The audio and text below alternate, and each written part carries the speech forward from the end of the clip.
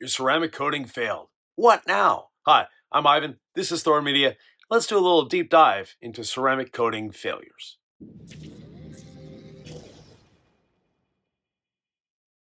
Ceramic coatings, quote unquote, fail for a number of reasons, and very few of them are actually the coating failing. It comes down to maintenance and installation practices. So let's start with the maintenance. And actually, no, let's start with what a coating failure thinks it is. A coating failure, people think, is when it's not beading anymore. And that's one aspect of a ceramic coating. Ceramic coating, yes, beading is part of it, but so is chemical protection. And that's the most important part of a ceramic coating. And of course, ease of washing. When your coating stops beading, it's not as fun anymore. And of course, makes the washing and drying a little more difficult.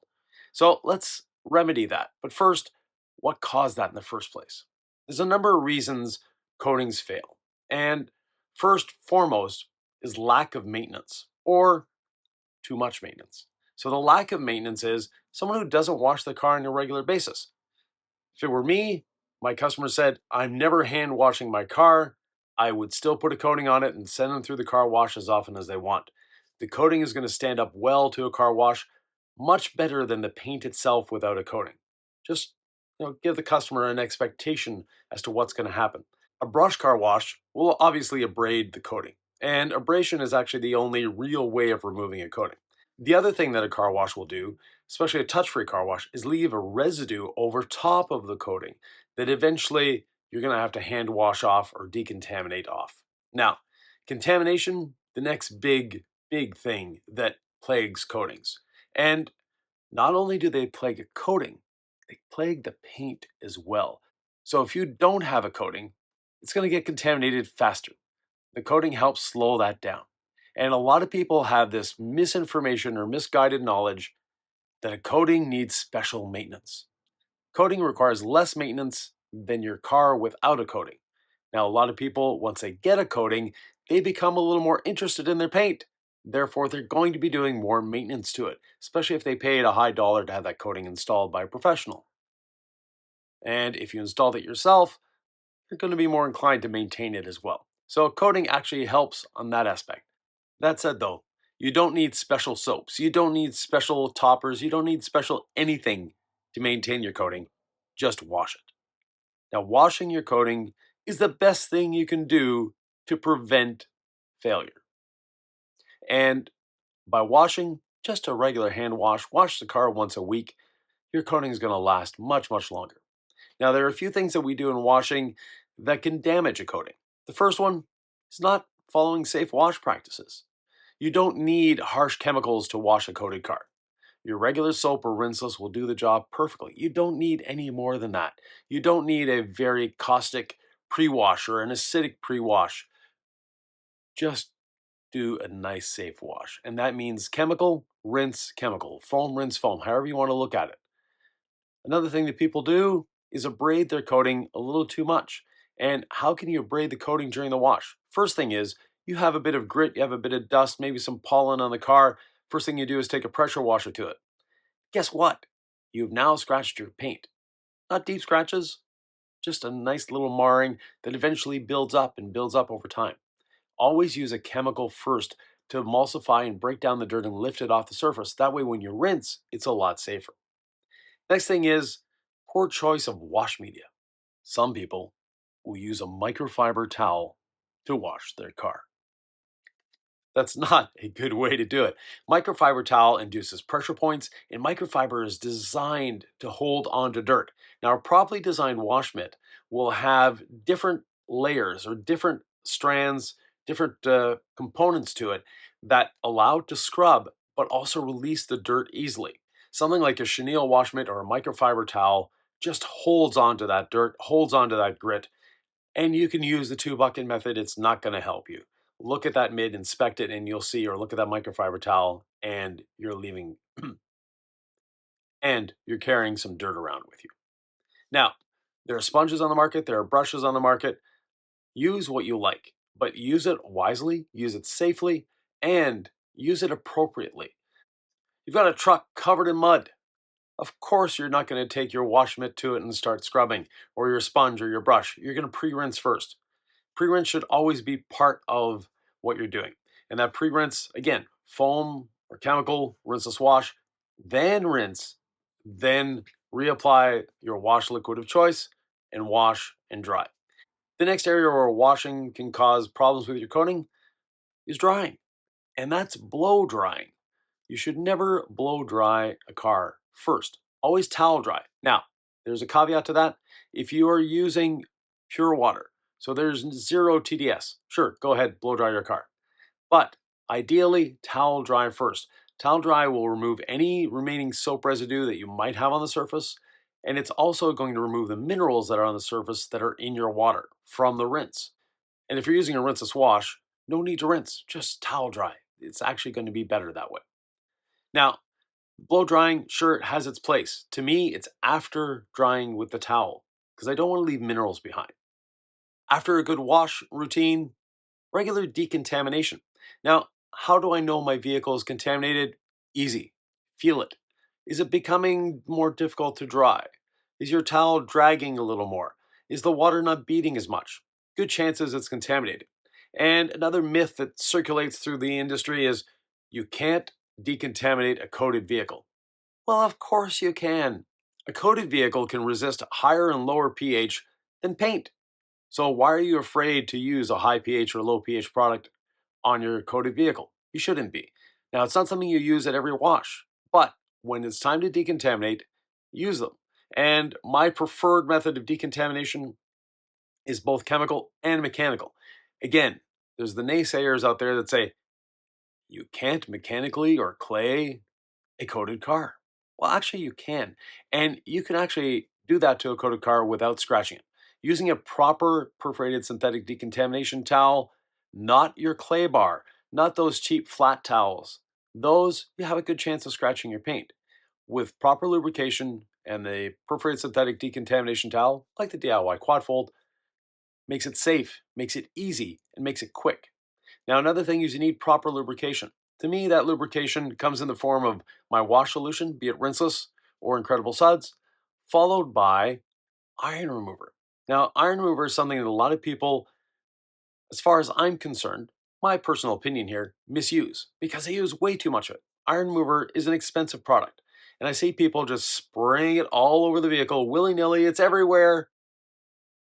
It's actually not doing much because iron remover does not dissolve iron. Iron remover should actually be called a rust converter, but then that leads people down another path that we don't want them to go. So therefore, it's not removing the piece of iron. You can put a rusty nail in a bowl of iron remover, and that nail is not going to magically disappear. It's going to be rust free, but it's still going to be there. So the iron particle is embedded in your paint because it was a hot piece of iron on a soft paint. Your paint is plastic. So that hot iron going into the plastic holds on. Now, you get a bit of moisture in the air, it rains, whatever, forms a rust stain around it. That rust stain is what the iron remover is actually working on. And the iron particle itself, unless you mechanically dislodge it from there, there's a very slim chance that the iron remover will actually get it off of there. So with the decontamination towel, you're removing that iron particle, you're removing other embedded contaminants, leaving a nice smooth surface.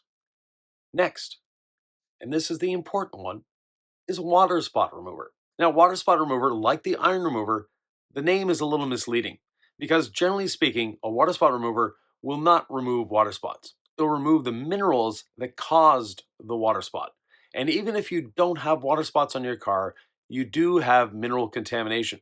Mineral contamination comes from just driving down the road in the rain. When you're driving down the road in the rain, the asphalt, the concrete, it is minerals. That's what it is. And it's mixing in with that water. It's getting everywhere. That's the mineral contamination. If you live in the north where they put salt on the roads in the winter, you definitely have mineral contamination down the sides of your car. And that's why your coating isn't beating on the sides in the spring, yet it's still beating on the top. It hasn't failed, it's just clogged. And yes, coatings will get clogged. And your paint does that as well. But the coating will resist it a little more than your paint. Other than maintenance, there's other reasons why a coating will fail. One of those reasons is poor prep. Now, ideally for a coating, you're going to wash, you're going to decontaminate, you're going to polish, you're going to prep, and then you apply the coating. If you skip any of those steps or sort of go around them a little bit, then no, you're not going to get the great results from your coating. Another thing is with the prep itself, use the prep solution that your coating company recommends. And if your coating company doesn't have their own, that should be a red flag to you. Use their panel prep or their primer polish, whatever they recommend, to do the job. And that way, you're ensured that you have the right thing going for you. The other thing is, we see a lot of random failures. So the rest of the car will look good and it'll be one part, just one little part or one little area that is quote unquote failed. That is usually prep related. And by prep related, I mean you've done the panel prep everywhere and people misuse panel prep. I've seen people, and I've done it myself in the past, but through R&D I've realized that this is not the way to use a panel prep. And that is spraying it all over the vehicle and then smearing it around with a towel. The goal of a panel prep is to lift dirt and oils off of the paint. I know you've washed it, you've decontaminated, you've polished, you think there's nothing left. Trust me, there could still be something there. That's what the panel prep is for. Now, with the panel prep, instead of spraying it all over the vehicle and wishing for it to do something, actually help it along. Spray it on your towel. Apply the panel prep to the surface with one towel, and while it is still wet, don't let it dry. While it's still wet, you go over it with a second towel. What you've done now is you've emulsified and you've encapsulated that dirt and floated it to the surface of your panel prep, and now you're wiping it away. Now you've actually removed it instead of just smearing it around with the panel prep. That is the best way. Now, we have adhesion promoter polish in our lineup. The adhesion promoter polish works in a completely different way. It uses tea tree oil, it uses a bit of polysiloxane, some abrasives, a bit of SiO2. There's different things in it. But what it does is you apply it like you would a wax or anything else. You quickly go over it with a polisher, 2 to 9 millimeter stroke, not longer, not a rotary. And when I say quickly, it shouldn't take you more than 10 minutes to go around a car. So it's not a long process. But what the adhesion promoter polish does is now, not only is it deep cleaning the surface because there's a bit of abrasive in there, and the little haze that's left behind, what you've done at this point is you have taken those oils, dirt, whatever, and they're encapsulated in that little haze. Then you're wiping the haze off, leaving behind pristine, clean paint. Now, back to those little spots that have failed here and there. They usually happen in weird areas. And a lot of times it comes down to the prep in that area. So the panel wipe or whatever wasn't exactly done properly there. The other thing is choosing the polish wisely. There are some polishes that have a lot of oils and a lot of fillers in them. And when I say fillers, there's no one in the factory pouring fillers in there, but the oils and solvents combine together to swell the paint a little bit, but keep it in that swollen state by filling the pores. And then when you're applying your coating on top, you still have that there. So we want to make sure that's removed. That's the panel prep stage. And if you're not sure about your polish, take an APC and actually wash the car with APC first, then do your panel prep. That way you're guaranteed there's nothing left on the surface. Now, when it comes to installing the coating, there are two very popular methods. One is the crosshatch method. So left, right, and then up and down. That takes a lot of time, and your coverage isn't as even as you think. The other one, my preferred method, is circular motions. So Mr. Miyagi with the wax on, wax off, same idea. The circular motions allow you to spread the coating more evenly and make sure you don't have any high spots. Because a coating, every time you start and stop with that applicator, you're potentially leaving a high spot behind. Whereas the circular motion is one continuous motion. And contrary to much popular belief, and there are some coatings that are different out there, but for most coatings, you want to spread them as thinly as possible. Thick is actually not your friend when it comes to applying a coating. The paint can only grab onto or hold so much coating. The rest you're taking away in your leveling towels. And overabundance or an over application of coating can actually cause problems. Now, in the last couple months, there's been this thing about low spots. Personally, I've never experienced that. Either you put the coating on or you didn't. As far as I'm concerned, that's where it ends. But There are a few other things with coating application that can go a little sideways. And that is, again, you'll see some videos where it failed here or just a little spot there, a little spot there. And I've had that experience myself on two of my vehicles. And comes down to prep, like I mentioned, making sure everything is off. Application, making sure you're getting it everywhere, not too thick, but just making sure that it is actually everywhere. But finally is the leveling stage. Now, a lot of coatings today almost self-level. They look great. And the two experiences I had with my vehicles, one, we had a Jeep before. The Jeep on the back door, after we applied the coating, a couple weeks later, washed the Jeep. There's literally a square on the back door that looks like it doesn't have coating. It looks like just a square that is holding onto water. It's not beading, it's not sheeting, etc. What we found out by looking through the video footage is yes, coating was applied there, but it wasn't leveled. There was no high spots, but it wasn't leveled. And a coating that isn't leveled will not perform as well. The leveling is part of the coating application. It's actually a very important part of the coating application. The other experience I had was the roof of our Ford Escape. We coated that with another content creator on their channel. And when we were doing it, I was the one applying the coating. The coating got applied everywhere. One half of the roof was not leveled. Guess what? That whole half of the roof was not beading, and there was coating there. It wasn't leveled.